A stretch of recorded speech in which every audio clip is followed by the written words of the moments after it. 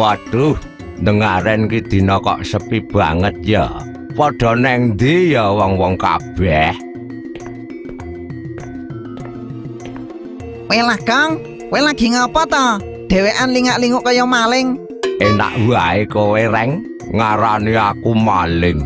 Aku mau ki lagi bingung. Dengaren dina iki sepi banget. Oh alah, kowe bingung to? Ngopo kok dina iki sepi? Iya, Reng. Kowe ora ngerti ya, Gong? Ora ngerti apa, Reng? Kuwi lho, wingi rak warga ing desane dhewe tau digegerke jedule Memedi Kuyang, Gong. Memedi Kuyang kuwi apa, Reng? Kuwi lho, Gong, sing memedine ngleyang-leyang ning mung wujute ndas karo isi wetenge.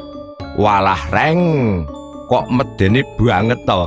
Lho, mulakno, Gong. Kabeh wong padha ning jero omah, ngerti ora?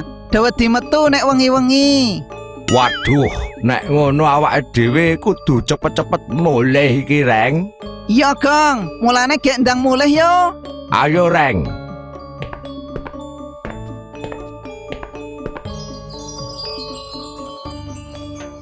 Gong, kowe iki piye to? Kok malah milih lewat dalan iki? Serem, Je. Lah karepe ben luwih cepet, Je, Reng. Iya, ning iki malah medeni banget, Je, Gong. Mengko nek malah ketemu Memedi Kuyang, ning kene terus kepiye? Wis ta, rasah wedi. Mlaku meneh wae, Reng. Reng, kae suara apa ya? Edeh, apa ya, Gong? Aja-aja kuwi Memedi Kuyang, Gong. Duh, kepiye iki, Reng? Aku wedi. Gong, ya piye, Gong? Aku ya wedi.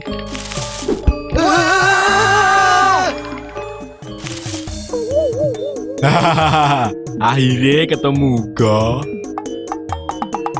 Yalah, truk, ngeget-geti wae kowe iki. Tak kira Memedi Kuyang je mau ki. Heeh, ngapa ta kowe kresek-kresek neng grumbul mau?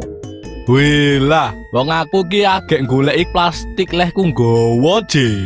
Pancen kowe sak kloron ngopo kok nganggo bengak-bengok barang?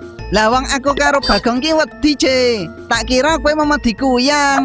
Wes ngerti durung nek neng desane awak dhewe iki ana kabar Memedi Kuyang?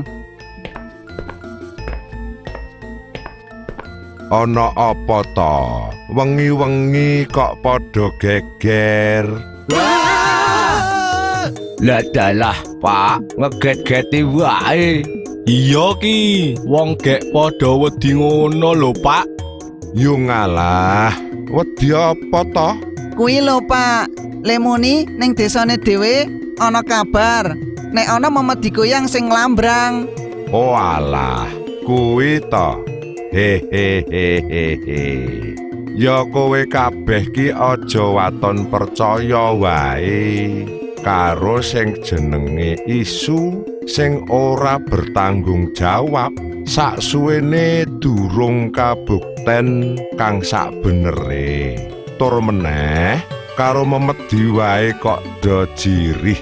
Awak dhewe iki kudune mung wedi karo Gusti Allah sawiji. Ngerti kabeh kowe? Nggih, ngertos, Pak.